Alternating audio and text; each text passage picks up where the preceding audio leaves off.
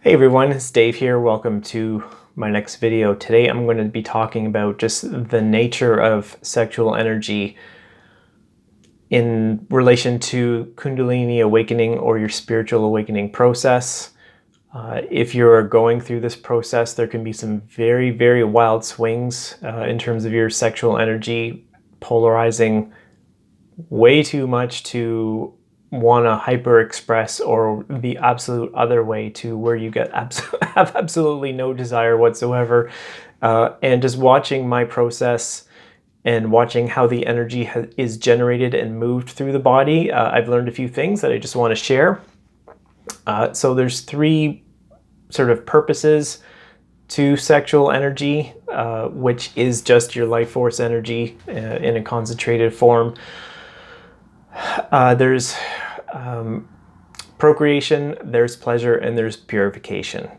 And so let's talk about the purification part of it, because that's what's important for the spiritual awakening process. So what I want you to imagine or visualize is just a column of energy, a column that's about maybe 4 inches in diameter or so, that is moving up the center of your body. There's other channels. There's a channel that goes up the spine, which is a very important channel, and there's lots of others. But as these channels, imagine they are like clogged pipes, and all the clogging in the pipes is your emotional, mental baggage. They are representative of beliefs that are out of alignment with your true nature and with love and with who you really are.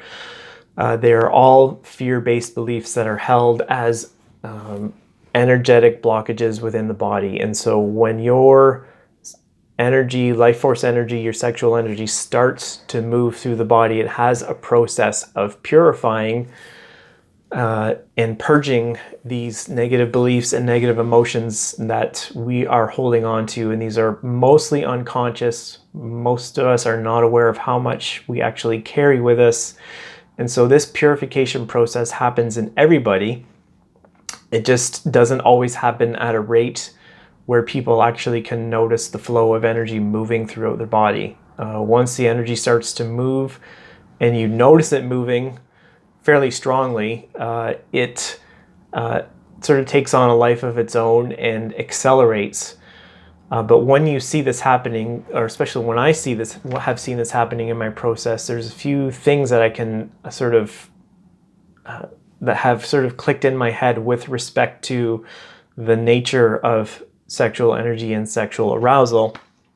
So let's talk about this. I've got a few things here to help me out. So if you imagine that big channel moving up and down, your central channel, it's like your super highway of your energy channels where a lot of your baggage is stored.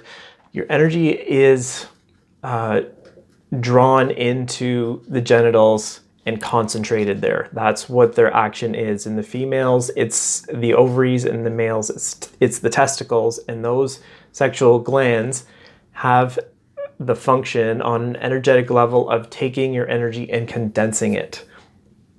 So what this means is it's like if you think of different states of matter, like solid, liquid, gas, what your genitals do is they take the gas and they would condense the energy and turn it into a form that's more like water. So it makes the energy more dense, more compact, and stronger. And then from there it starts to move up the spine, where there's a series of energetic pumps that can help move the energy up, and it purifies the body. So with this process, and like I said, there's blockages on the way, and to move that energy through those blockages, your body has to generate more and more or less energy depending on the size of the blockage. So if you have that central column going up the middle of your body, let's say you have an energetic blockage that's about that big,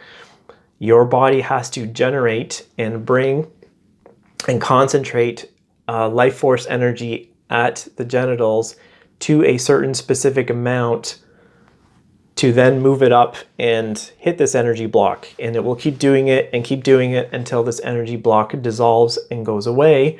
As it dissolves, it releases emotion, the stored energy, the emotional energy into the body, and you have to feel that and express that. And if you don't, then that actually keeps this energy block in the body, and the process just keeps happening over and over again until you finally just allow and release the trapped energy to move through your system and express.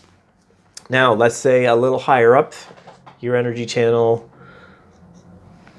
you've got another block. As we can see, this is just a little bit bigger than the other one. I'm just going to put this one down.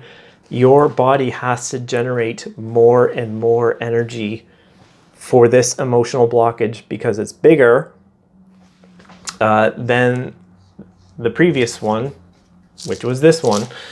That's representative of stored, trapped, fear-based emotions in your body. And so what happens is, let's say you've got another emotional blockage. This one is really big. This one's a trauma that's being stored in your body. As the energy has to condense at the genitals to push up to clear this blockage, it has to generate way much more energy for this than this. So hopefully that makes sense. And so what happens is, when you have a big emotional blockage that your body has to clear, that the energy has to clear, it has to generate a lot of sexual energy and condense that at the genitals, because that is their mechanical action. That's what they do. As I said before, they condense your life force energy and prepare it to push up.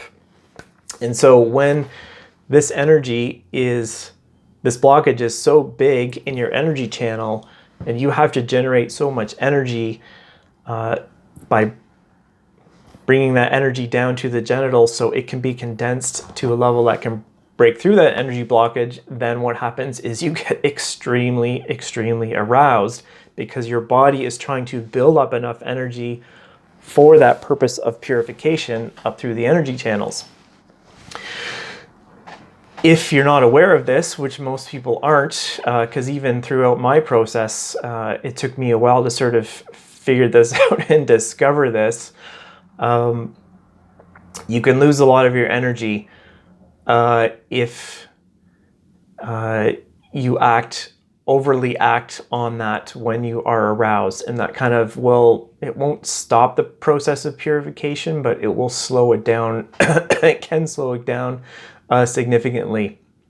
But more than that, whenever that energy generates in the genitals, then your mind is going to jump to a certain narrative or a certain story around the physical arousal.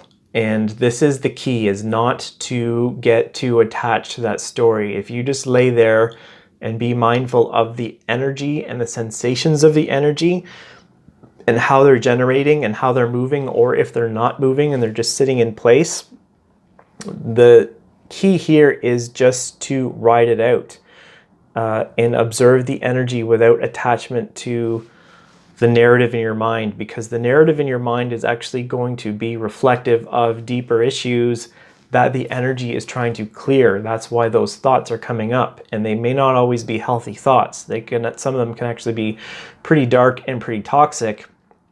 But if you're attaching to those thoughts in your head, it's going to drive you into behaviors that are very, very unhealthy expressions of your sexuality and of your sexual energy, that will then reinforce whatever blockage that your energy is trying to clear from your system. And so if you can just be mindful of those thoughts and not pay attention to them, and focus on the sensation of the energy and ride it out until it dissipates, because it will dissipate. The physical arousal will just sort of come in waves. It will come, it will be very high, it will be low, sometimes it might be non-existent. You can actually sort of learn to ride those waves without attachment and without getting too caught up in unhealthy expressions of your sexuality, purely for the purposes of pleasure. So you can move more towards the purpose of purification of self.